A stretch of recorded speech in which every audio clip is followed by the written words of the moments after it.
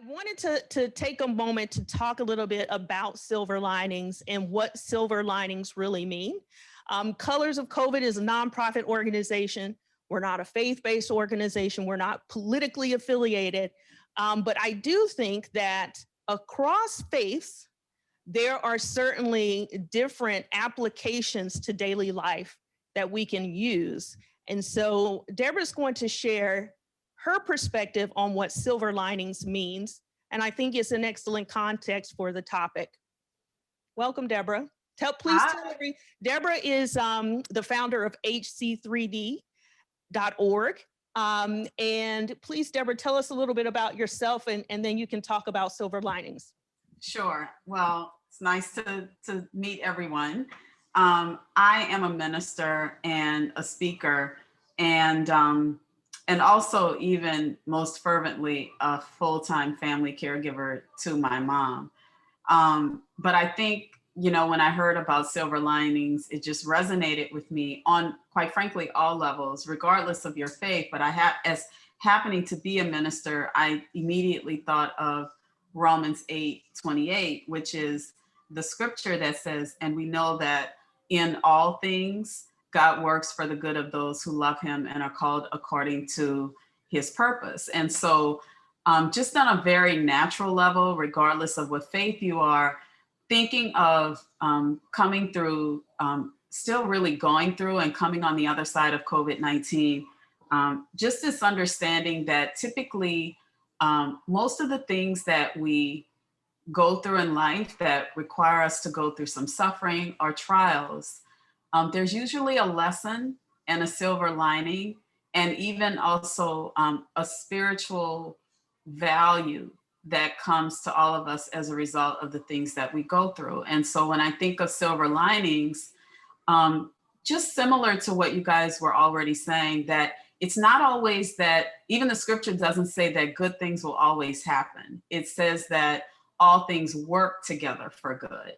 And so it's just the understanding that in a silver lining, whether things are messy or whether or not it's a good season, that there are things that typically work together for a lesson that we'll take from it, and quite frankly, for some positive things. And I've experienced this as a caregiver. I've experienced it. It's also Brain and Alzheimer's Awareness Month. I was sharing with someone earlier, and it is just resonating to be able to look at coming through the pandemic and look at all the circumstances we go through in life and understand that there's something that we can take from those circumstances that is of value to us. Thank you so much, Deborah. Thank you, Deborah. I appreciate that. Again, I think there's pure application in the idea that there's a silver lining. And one of the phrases, and I don't know who said this, but you know, it's 10% of what happened to you and 90% of how you deal with it. Yeah. And I think we just have a vast opportunity to take COVID-19 and do something really special in the future. So thank you, Deborah. I will say that Deborah is going to come back and join us for another session in that COVI life, and we'll be talking about caregivers and the impact that COVID-19's had on their lives and how she was able to thrive. But that'll be another day. So thank you, Deborah. You're welcome. Yes, so Suleiman, if you're still there, just turn your camera on so that we can bring you up. So we're going to transition now to Sulaiman Rahman, and he is the CEO of DiverseForce. He has a laundry list of accolades in Philadelphia. I'd be tempted to call him the mayor, but I give that to Tanya Morris. Yes. So at this time, I'd like to introduce Sulaiman Rahman. Sulaiman, please tell us a little bit about yourself and what you're working on these days. Absolutely. Tiara, can you hear me okay? I can, thank you. Awesome. Well, it's a pleasure to be here. I can't see the audience. I do see the stage right now. I wish I could see everyone. I wish I could be there in person. I'm actually in Atlanta right now, but excited to really just share a story and share my story, and hopefully it inspires those who may be going through things now. We say that pressure creates diamonds, and it's just amazing the resilience that so many people have displayed during this time with COVID. And as an entrepreneur for now 21 years, full-time entrepreneur, I'm no stranger to having to pivot, throughout as things shift and things change. They say, only thing constant is change.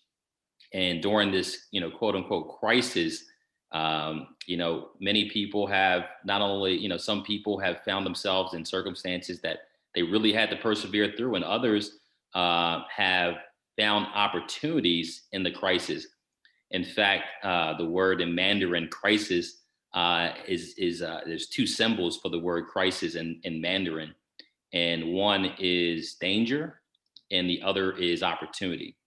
And as Tiara mentioned, when you kind of have that positive outlook on life, and I learned it early to what the point she shared, that 90% of life is how you react to circumstances, 10% of what happens to you.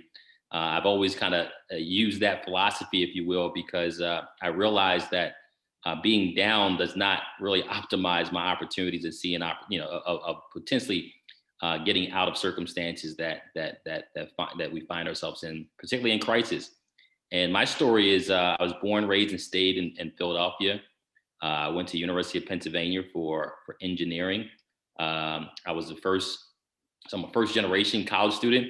I didn't know what an Ivy League school was when I was recruited to go to the University of Pennsylvania. I was played football and did pretty well in school. After my 8th grade year, my cousin, who I always looked up to, got me into football when I was about 6 years old.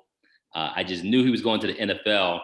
And between my 7th grade and 8th grade year, I flew out to California to visit him. And he shared how he was not getting letters from schools that he wanted to go to, which obviously was a prerequisite for him to go to the NFL. But he shared how his grades were not to par, and he actually just really shared with me, Suleiman, you gotta pay attention in school. You have to, do well in school. I was an average student up to that point, and because of those words, and it's also friends that were with them. I remember like it was yesterday. We were on the tennis court, and he shared that. And I always think about the word motivation. As a young person, I didn't really have the motive, the root word of motivation, the motive to do well in school, until he kind of, helped me to understand the importance of that based on my own interests, my own motives. And that was the motivation that got me to focus in school. And my 8th grade year got straight A's and got straight A's up until college. And ended up playing football for University of Pennsylvania and also doing engineering, which didn't go together very well. Those two things at Penn. So I, stepped down from the football team and became full-time student.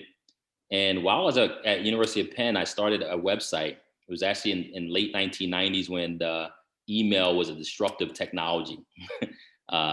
Folks were mostly, not online. It was mostly college students who had email addresses. But at University of Penn, I was one of the few who was from Philadelphia. And I was always the person that people would come to saying, what is there to do in Philadelphia outside of, being on campus? So we started an email list of events going on throughout Philadelphia. That email list eventually grew to over 30,000 subscribers in the greater Philadelphia area. And we would highlight events going on. Later, it became a web platform named urbanphilly.com. And we would actually work with institutions there in Philadelphia. At the time, it was the Greater Philadelphia Marketing and Tourism Corporation. It's now called Visit Philadelphia today, and other organizations throughout the region, highlighting events and also just underground social events. There was an event that happened at the 5 Spot in Philadelphia. That's an old city, which is a popular space for some people in my generation. And it was a young man by the name of John Stevens, who someone kept on asking me. In fact, Tiara, I met you right around the corner from where the 5 Spot was, maybe a few years later. And a guy named John Stevens was hosting events at the 5 Spot. He then changed his name to John Legend. And so many awesome stories like that we've had the opportunity to share with the experiences that we've been able to give people with our Urban Philly platform. Around 2004, 5, 6, you had these large platforms, and talk about pivoting. You had platforms like Facebook and MySpace and these other platforms that started to be developed, these national and international platforms, and we were actually monetizing and generating our revenue from advertising. And these companies started to ask for pay per click, and we just did not have the data, if you will, and even the reach, being a local website, to really compete or monetize the eyeballs that we had, and in order to really have make enough money as a platform in that respect. So we actually pivoted our business into UPPN, the Urban Philly Professional Network, which was a focus to engage, empower, and connect the next generation of business and civic leadership, and engage them in community and civic involvement, empower them to advance their careers and grow their businesses, and to connect with others who share similar social, cultural, and intellectual interests. And what that looked like was us hosting events, after work events, throughout the region at different restaurants. We would have, each month, anywhere from 500 to 700 RSVPs, and 200 people would show up, at these different events. We would gather, quite a bit of data about our network as well. And we had book signings from people like Damon John, who's on the Shark Tank, and Russell Simmons, and different folks who would talk about business and entrepreneurship and relationships, and just a lot of awesome events throughout the region. And in 2010, around 2010, after about 2 to 3 years of convening, probably the largest, at the time, and still today, the largest network of Black professionals, events throughout the region, I started being asked to serve on boards. And I was served on the board for the Philadelphia Film Society, which was one of my first experiences, along with Young Involved Philadelphia at the time. And then the African American Chamber of Commerce here in Philadelphia, I started to serve on the board. And after a year of being on that board, I was actually elected to chair the board for the African American Chamber of Commerce. So I was, early 30s, and now chairing the board for an important institution in this region. And at the time was Mayor Nutter, was the mayor. He actually appointed me to PIDC's board here in Philadelphia, which is, economic engine, if you will, as a quasi organization here in Philadelphia. So I started to recognize the importance of diversity on boards, because I was serving on many boards that, folks did not look like me. There was not a lot of Black and brown folks who were serving on these boards, and recognizing that that our voices needed to be heard in that respect. And around 2012, I actually stepped down from a lot of those boards, and took on some an international project that had me traveling and speaking throughout the country.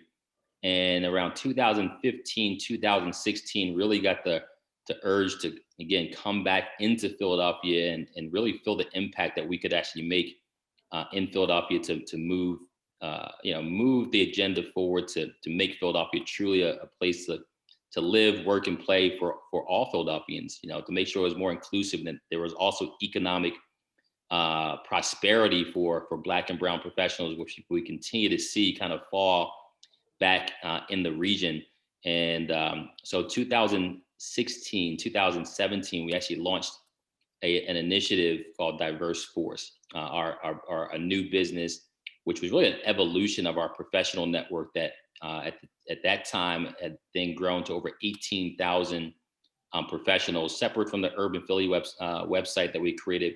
Started a whole new list that got to the 18,000 point, all across the city, and Business Journal recognizing Urban Philly Professional Network as the largest network and association throughout the region. And we wanted to leverage that network in a way that we could actually make sure that we're integrating just amazing professionals throughout the region that I felt were underemployed at a disproportionate rate, were not advancing to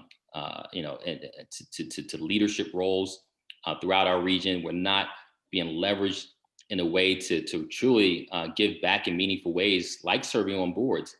So we launched DiverseForce, and one of the first initiatives that we launched was an intersection of our kind of engaging professionals throughout the region, and me recognizing the power of serving on boards and the importance of diversity on boards.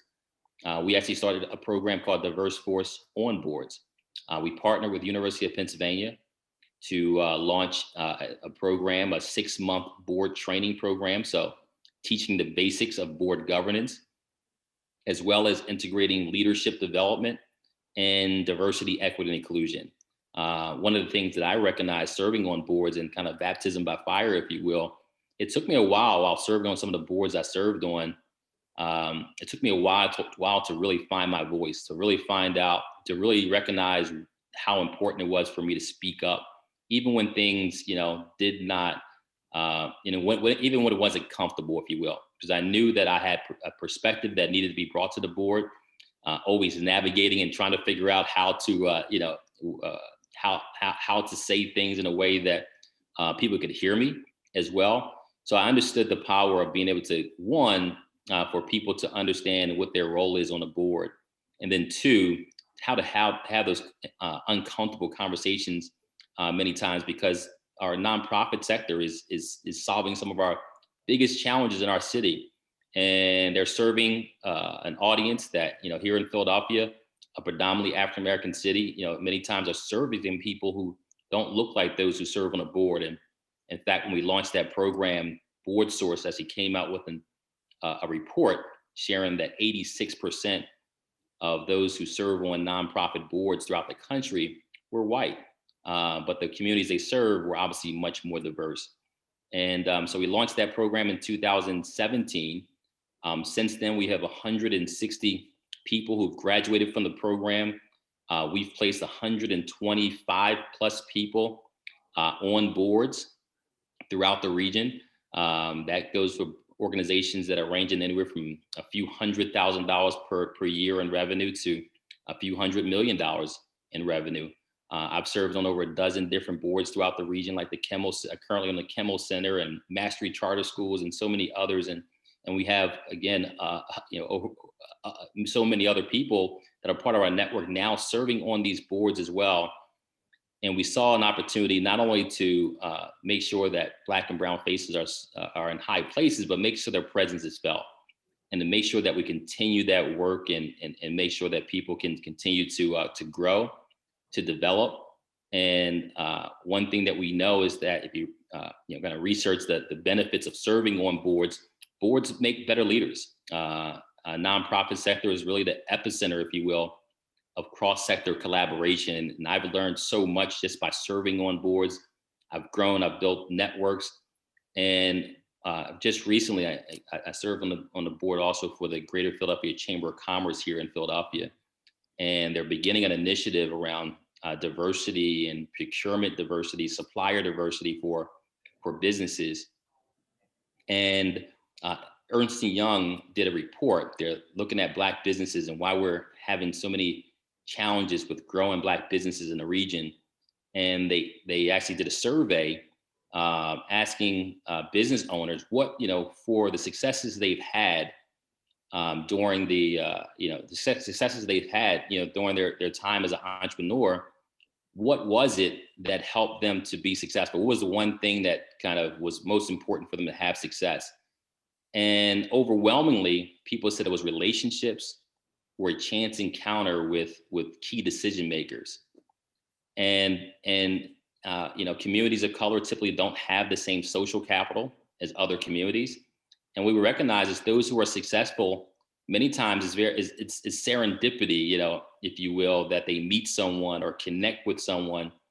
And my question was always, how do we engineer serendipity? How do we improve the odds of people meeting people who could help them to grow their business, to make those connections? And I found that board service is one way of doing that, for people to have access to social and power networks that they typically wouldn't have access to. So it's twofold, not only bringing that cultural capital and aspirational capital of Black and brown talent throughout the city, but also the opportunity for them to give back in meaningful ways, for them to grow themselves and be a part of the ecosystem and the engine that grows the city and be more inclusive in that respect. The challenges that we faced during this pandemic. Obviously we launched DiverseForce on boards in 2017 when the pandemic hit in 2020. We had just came out of, we just came out, or actually midway through a couple of cohorts that we have. Also, we do executive search in the nonprofit space as well. So we're doing recruiting. And in March, we felt like everything was going to come to a halt. Everything was going to come to a halt. In fact, a lot of our contracts started to be canceled because many of the businesses just didn't know, what to expect with this pandemic, and making sure they cut their costs as soon as possible. And then in May, you had obviously the murder of George Floyd with a police officer had his foot or his knee on his neck for over 9 minutes. And the world woke up and really started to recognize that there are, many who did not acknowledge the fact that there's been major disparities in this country, and that in order for us to truly be a world-class country, we must be more inclusive. And people began to think about diversity, equity, and inclusion much more, the space that we were in. And business picked back up quite a bit during that time. And in fact, we were able to also recommend other businesses during that time because we were pretty busy taking on a lot of clients. And to this day, we've continued to grow our board program, our executive search business as well. And the silver lining is our cohorts that we hosted at University of Pennsylvania were in person. And we were always kind of thinking about, how do we scale this impact? This is something that needs to happen across the country. So we understood that we had to, at some point, go virtual, but we were not sure if the market was ready for that. We felt like, we were so used to doing the high touch experimental. So we started thinking about ways to go virtual. In March of 2020, we were all forced to go virtual. And partnering with Penn, our instructional partner, and evaluation partner, we went into the lab and we postponed kind of the cohorts that were going on, and we turned our kind of curriculum 100% virtual. And we were able to finish those cohorts at the end of 2020. We were able to launch another cohort 6, in January of this year, which will be graduating this month. And we didn't skip a beat. Although we went 100% virtual, we had companies like Comcast and Accenture and William Penn Foundation and Knight Foundation all really stepped up. The Capital Ones of the world and others stepped up to support this initiative, this important initiative to diversify our boards in the region and to build pipelines of talent. And we were able to have a very successful cohort. And one of the things that we were in the works of doing before the pandemic as well is thinking about our alumni network, thinking about our professional network of over 18,000 professionals, and to the point of engineering serendipity and making sure we build robust pipelines of talent. We started to break ground on a facility in Germantown, right near the Wayne Junction train station, over 11,000 square feet. That was really a co-working, co-learning, co-impacting, co-creation space that we anticipated launching in 2020. And with COVID, that got pushed back, but we're now very close to opening that facility in Germantown. We are calling it the P4 Hub, which is a public-private and philanthropic partnership hub, a public-private philanthropic pipeline hub, where we are developing talent and being very intentional about how do we help those who did everything right by society. They went to school, they got the good grades, and they went on to college, but Black and brown talent are unemployed and underemployed at a disproportionate rate. And how do we make sure that we're able to make sure that those who graduate from school or do post-secondary education and they're preparing themselves for opportunities, they have the mentorship and the sponsorship and the direction and leadership development that many times is on the companies to invest in talent. And unfortunately, companies don't do a great job of identifying great talent in minority communities. Many times they're overlooked for promotions. Many times they're overlooked for professional development and personal development. sometimes they don't look like, people tend to see potential in people who are like them. And if we don't have those in leadership positions in companies who can do what someone did for me when I was in college, I interned at McNeil Consumers and Johnson & Johnson. I was part of a program called Inroads. And that program was an amazing program. They assign you a mentor.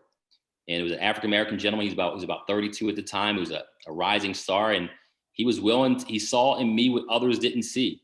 I was the kid who was like him maybe 10, 20 years earlier, didn't know how to conduct myself in an office environment. He pulled me into his office and shared with me I was walking too slow in the hallway. I was walking too cool, if you will. And I needed to walk fast. Even though I didn't have anything to do, I needed to walk fast, act like I got somewhere to go. And that was a great lesson.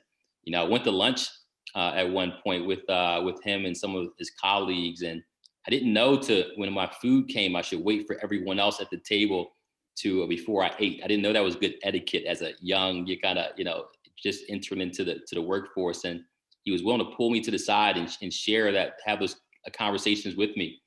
And I tell you, many times we have professionals or young professionals, and maybe they know those basic things that I didn't know at that moment. But there's so many other things you need to learn or along the way that our professionals are not getting. Understanding that to get P&L responsibility, to understand how to run a business or run a department and position themselves for upward mobility. Some of the core competencies and soft skills that are necessary.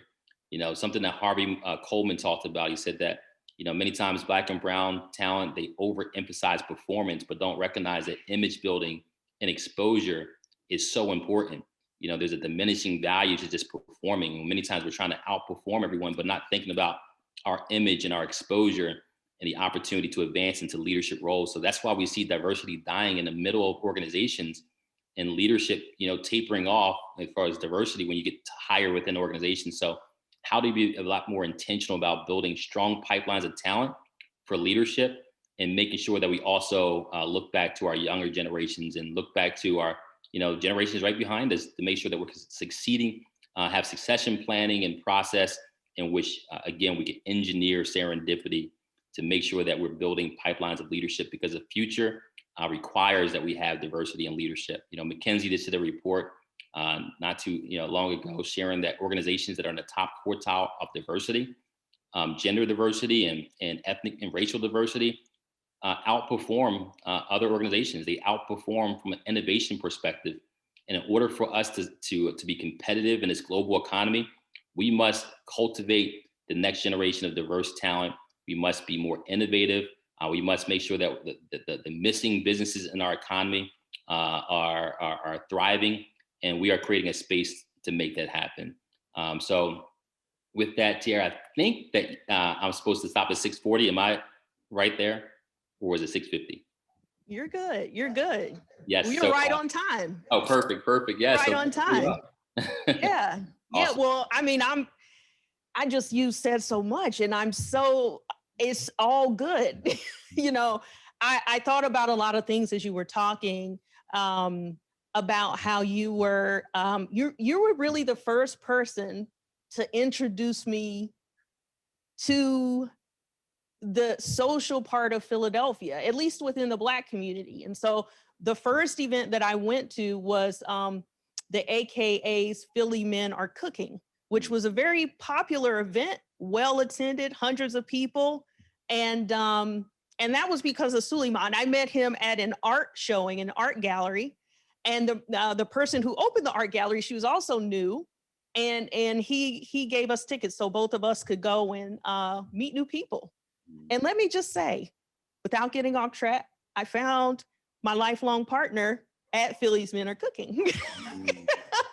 I keep debating. I'm like, when we've been together for many years, but I'm gonna have to send Suleiman some flowers at some point. So that was a lot of relationships. I love that.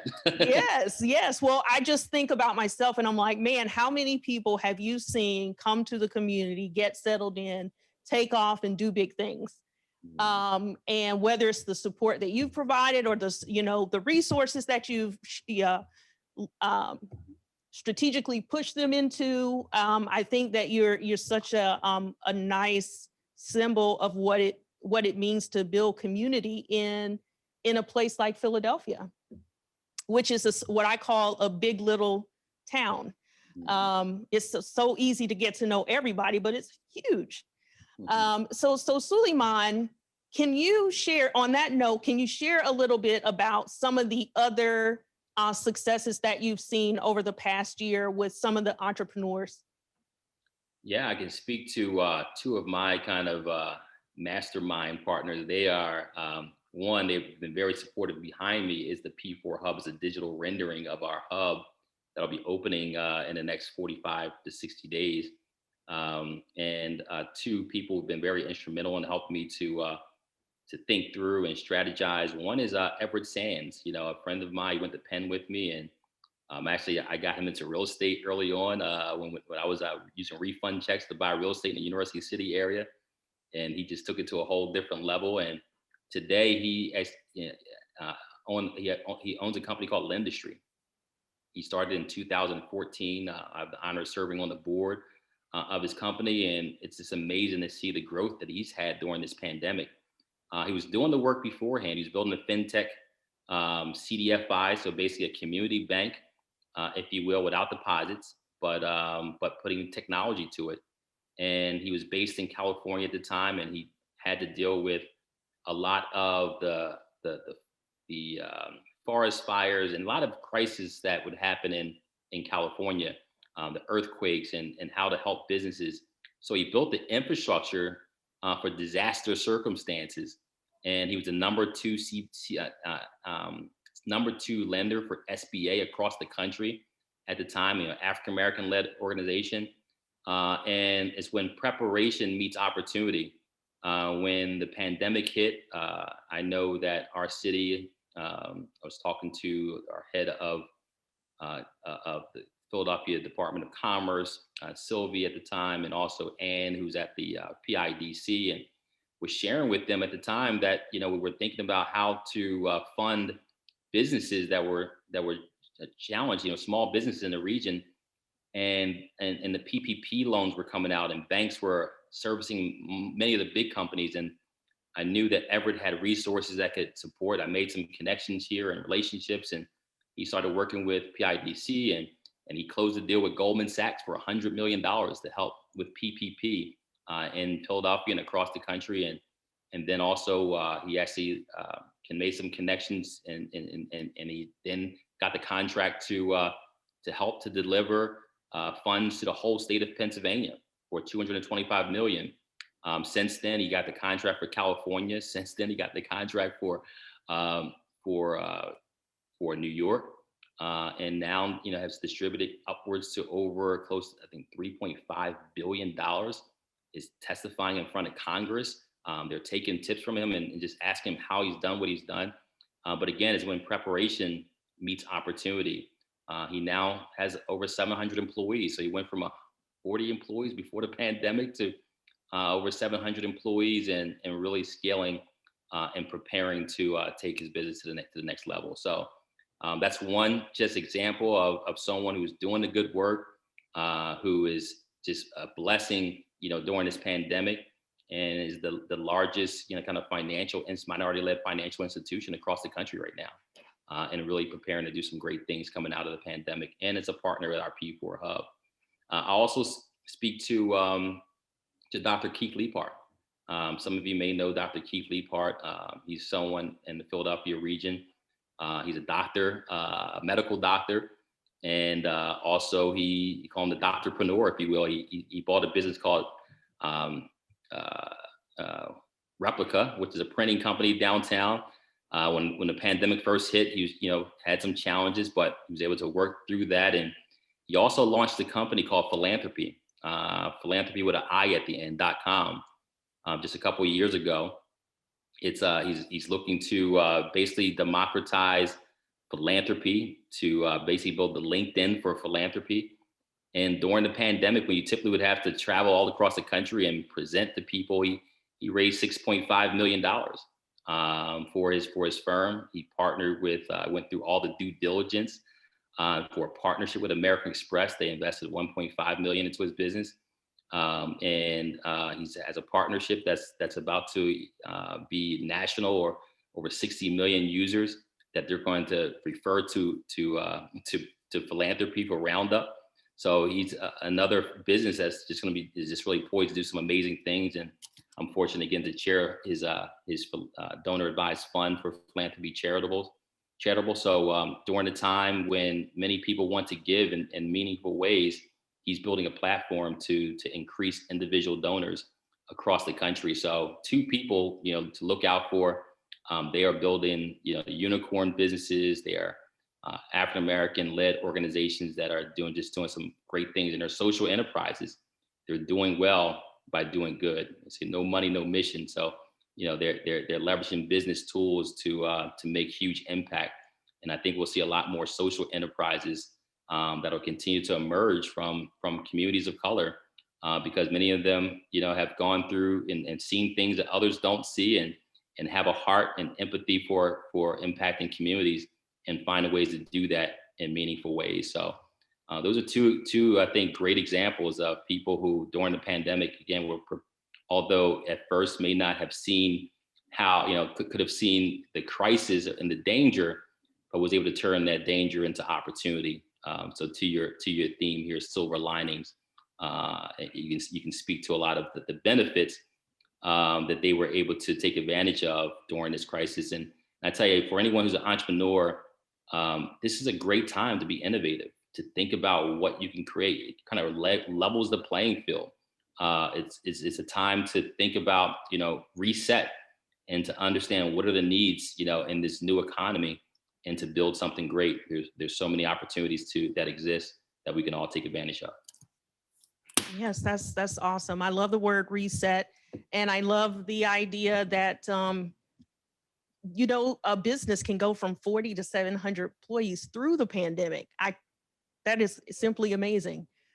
That is incredible. Someone said in the audience, Suleiman, you can't hear or see them, but so thank you for that. I have two more questions. The first question is, when you went virtual with DiverseForce on boards, how far, whoever joined the cohort, how far out were they? Were they across the country, in another country? Yeah, so interesting enough, we actually had someone who joined our cohort, Latrice. She's a chief HR officer in Dallas. She actually joined the program before we actually went virtual. She just bought 6 flights from Dallas. Wow. To be at to actually be a part of the cohort after hearing so much about it. So we were, definitely, excited about that. But obviously the virtual made it possible for people who may not be as dedicated as she is to do it from across the country. So we now have companies, organizations like Elsevier, who's an international company, and folks who are now in London and other places who are considering the program. So during this pandemic, we've had the opportunity to spread our wings and start to pilot other areas and think about our national expansion and continue to do virtual as we move forward. Awesome. Well, congratulations on moving internationally. We have a few more minutes. So there's 2 things I want to do. I want to give Suleiman an opportunity to just, if to anyone in this room or anyone who's watching online or anyone who may watch in the future, give us a few points of advice. We have about 5 minutes, and then I want to open it for questions. Okay, advice. Again, I always for how to get through the difficult times and find the silver lining. Yeah, I just encourage people to reset, to be willing to be intellectually have intellectual humility, if you will, because sometimes we're seeing things for so long, and we have persistence of thought. I use this example. I do a lot of training with boards, and I just to recognize our blind spots and recognizing that we all have them. I ask people, and I'll ask you, Tiara, since I can only see you, to answer 2 questions. I know you have your driver's license and you've driven for some years, so you're an expert driver. And I'm gonna ask you 2 questions. I'll just ask the audience to answer it themselves as well. What color is a stop sign? Red. And ask the audience, just ask them what color. If if anyone agrees. What color is a stop sign? Okay, red and white. Red and white, okay. Mhm. Second question, what color is a yield sign? What color is the yield sign? Yellow and black. Yellow and black, okay. Unanimous. Unanimous, got it. Yes. So yield signs haven't been yellow and black since 1971. We're wrong? I was sure. You're wrong. I was thinking about my 15-year-old driver's exam. You know what? And what's amazing is in 2006, I heard that same example. I was in New Orleans when I heard the example. And I just knew, just like all of you, that the yield sign was yellow. And I said, well, not in Philly. They're still yellow in Philly. Lo and behold, I got to Philadelphia and yield signs are red and white. And when you leave here today, you'll see that yield signs are red and white. Believe me, they are. And I asked my daughter the same question. And it was 4 years ago. She's 12 now, and she was 8. And I asked her, I said, sweetheart, what color is a yield sign? She said, it's yellow. I said, interesting. You see that sign across the street? She said, yeah. I said, what color is it? She said, it's red and white. So what kind of sign is it? She said, it's a yield sign. I said, why did you say yellow? You know, she said, well, my teacher told me that it was yellow. Oh. See, think about how we're passing things down from generation to generation, persistence of thought. It reminds me of the little girl who goes to her mom and says, Mom, why is it that every year when you make the roast, you cut the end of the roast before you put it in the oven? And her mom thought about it for a minute. She said, you know what? I'm not sure. My mother used to do it. Ask your grandma. So she went to her grandma and said, Grandma, why is it that every year when you make the roast for the holidays, you cut the end of the roast? So you know what? I'm not sure. My mother used to do it when I was young. Ask your great grandma. She went to her great grandma and said, Great grandma, why is it that when you make the roast, you cut the end of the roast before you put it in the oven? She said, sweetheart, I don't cut the end of the roast. I said, wait a minute. Grandma said you did it when she was younger. She did it when my mother was younger. We still do it today. She said, oh, yeah, back then I had a small pan. Oh. And the roast didn't fit. She said, sweetheart, Right. now I have a bigger pan. I get my whole roast. Hilarious. The question is, how much like still cutting the ends off on life, on impact, on opportunities based on someone else's old small pan. So we really have to be willing to disrupt ourselves or be disrupted, in meaningful ways, and to really listen, have intellectual humility, to listen to others, to create psychological safety around us for others to bring their voices to the table. Because if we don't, we're going to continue to persist. And just because we think it, our minds have flaws.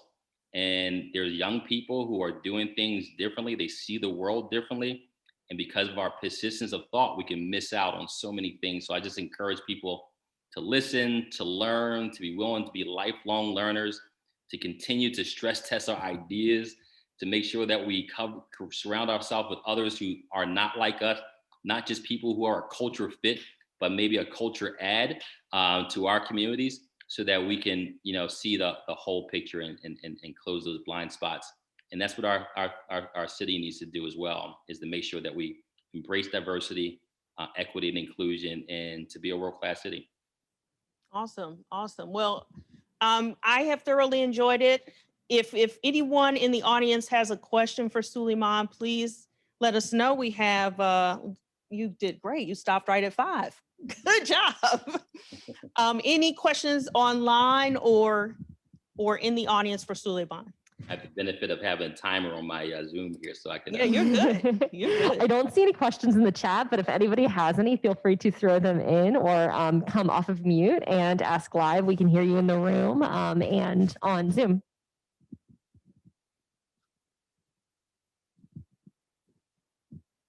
All right. So while we're waiting, if no one has questions, I'm going to ask one question. Can I tell you one other thing about Sulaiman?